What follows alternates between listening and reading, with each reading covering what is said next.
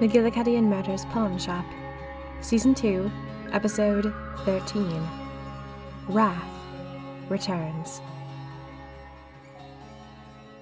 October 7th, 1921. Continued.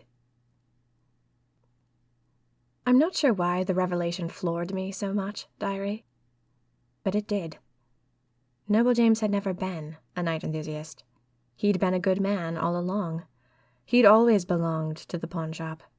He'd been stabbed by the night enthusiasts because they'd found out what he was. Why did they find out what he was?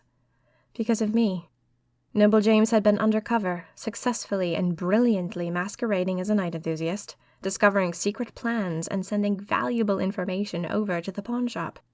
He'd probably worked for years on getting that position. It was dangerous and delicate, and then he'd gone and ruined it for me. I wasn't worth that. I wasn't worth Noble James risking discovery.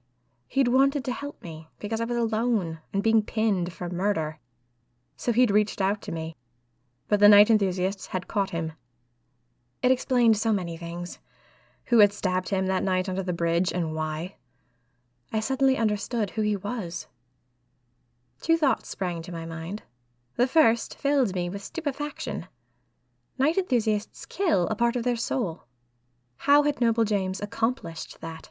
Had he really killed part of himself? That was quite the act of dedication. Or had he managed to trick the night enthusiasts somehow? On the heels of that thought, the second thought came crashing down on me. Ariana. I still held hope that she could be normal again, healed, repaired, made whole. That whatever she'd killed in that cave under the sea could be restored to her. I'd always looked to Noble James as an example, proof that what was wrong could be made right. Noble James had been a night enthusiast. He'd seen the light. He'd reformed. He was proof that Ariana could cease to be a villain. But now that hope was gone. Noble James had belonged to the pawn shop since the beginning.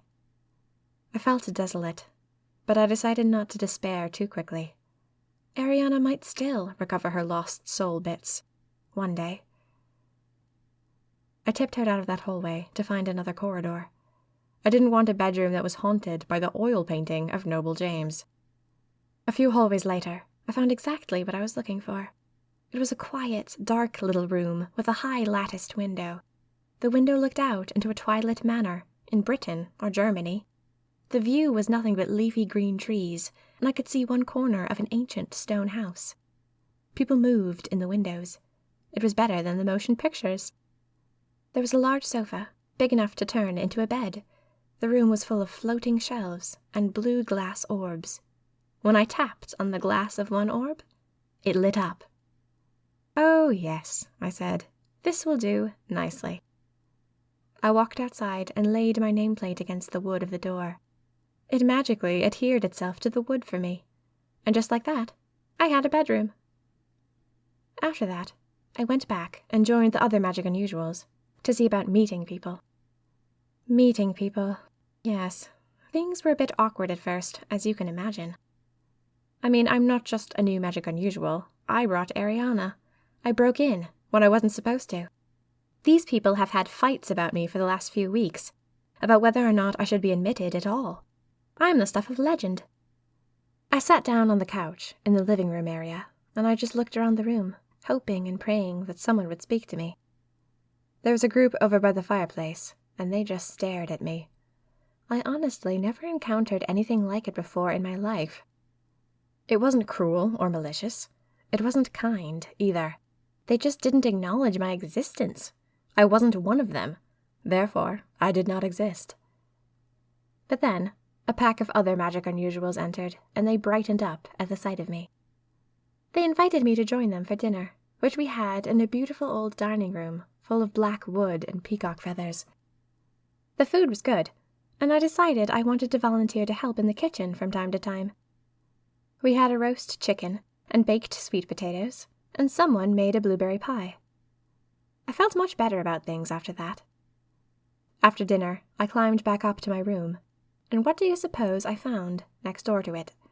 A bathroom! But not just any bathroom. Inside, everything is black, which sounds miserable and dark, but it isn't.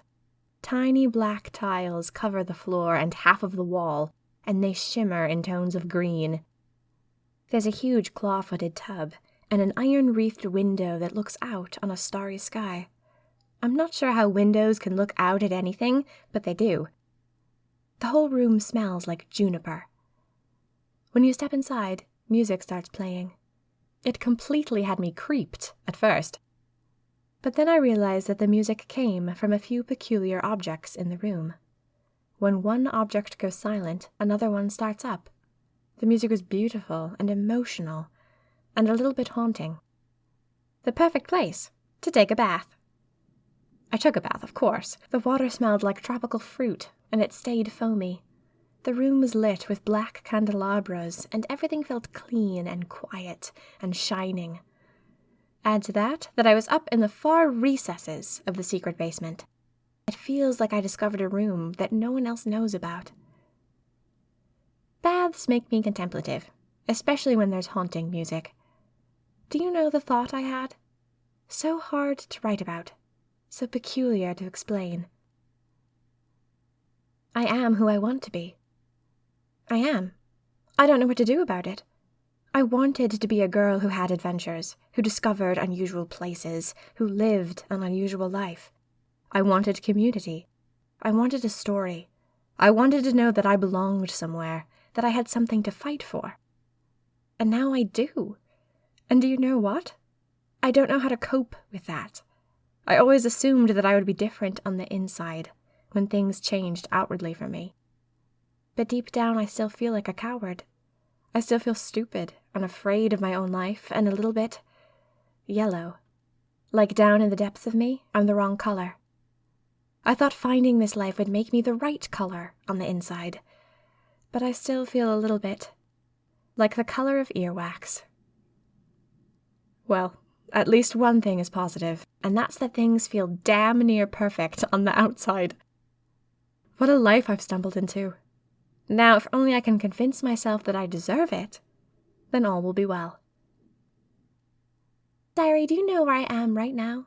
I am curled up in my new bed with damp hair, nestled under an enormous comforter, feeling like the Queen of Sheba.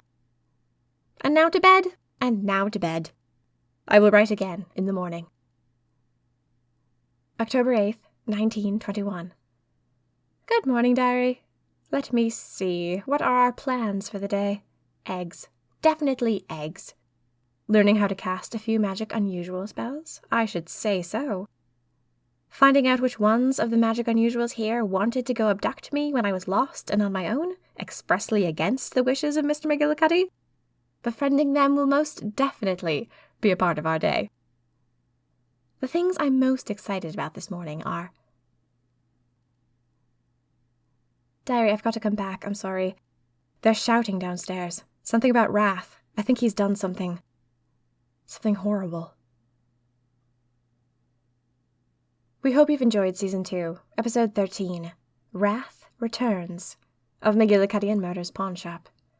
McGillicuddy and Murder's Pawn Shop is written and performed by Minerva Sweeney Wren, all rights reserved.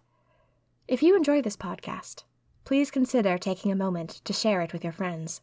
A social media share, Facebook tag, or in-person recommendation do more to market this audio drama than anything Minerva Sweeney Wren could do on her own. She relies on you. Visit minervasweeneywren.com to share the story with other people in need of an adventure. McGillicuddy and Murder's Pawn Shop will continue with Season 2, Episode 14, Train Cars Again.